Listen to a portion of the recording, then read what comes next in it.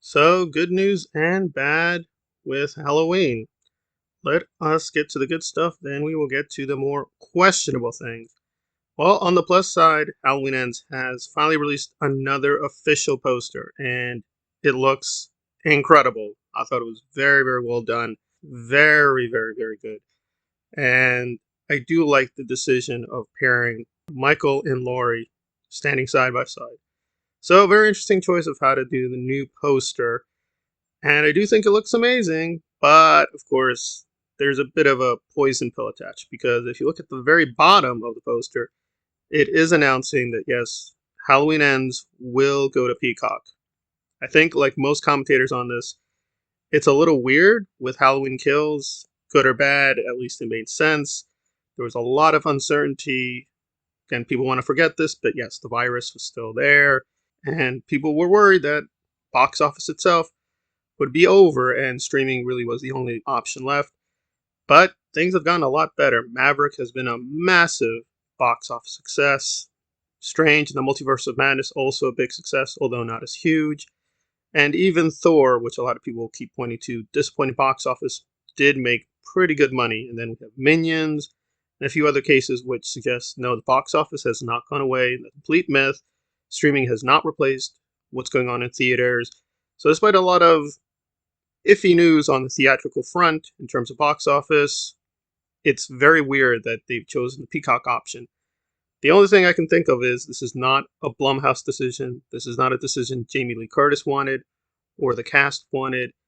This is what Universal wanted. They want to go to streaming, so they're going to go streaming. Which is, I have to be honest, because I'm getting the feedback from subscribers as well as other people. People are already nervous with this copycat idea and the shift that they're going to do with Halloween Ends. And if the leaks are correct, and if I am correct, we're not even going to get a lot of Michael, or is not as much as we wanted or expected. So the poster is also kind of misleading.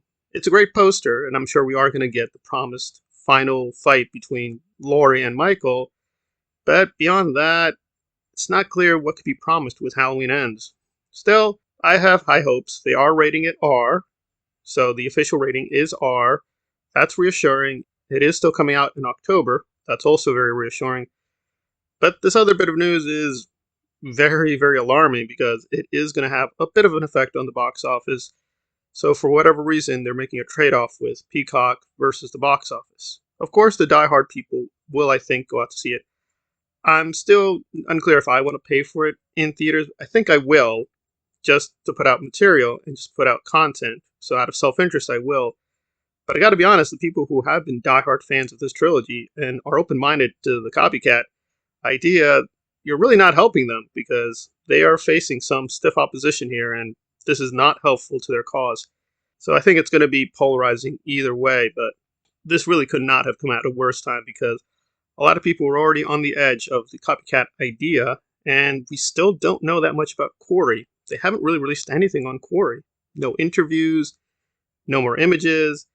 So it does feel like they do have a turkey on their hands, and they're trying to find a politically correct way to not make it be as bad as it could be. But we'll have to wait and see. Still, the poster looks great. A lot of other things are reassuring. Nick Castle is putting in his final work as Michael.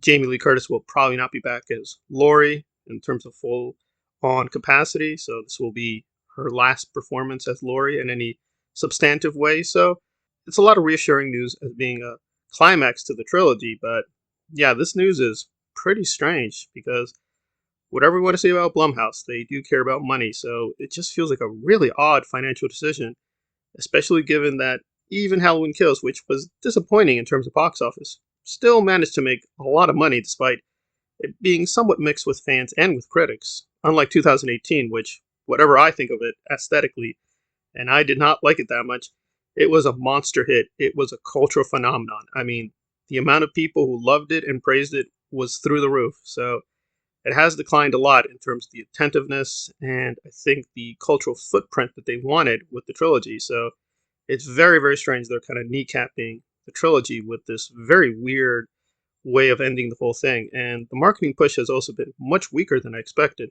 But again, I'm not here to create news. I'm not here to spread false rumors. Hopefully, the marketing push for September will be very strong effort. At the very least, a lot of fans who might not be able to see this in theaters will now be able to see Halloween Ends in the comfort of their own home. And as Jamie Lee Curtis has hinted, this is the kind of movie we're going to have to see about 2 to 3 times because there will be a lot of twists and turns. But from what I understand with the leaks, the twists and turns are just not all that good, so it really doesn't matter. But we'll have to wait and see. So, good news and bad with Halloween Ends, but I choose to look at the positive, but it definitely looks very suspicious with what they're doing at this point in time.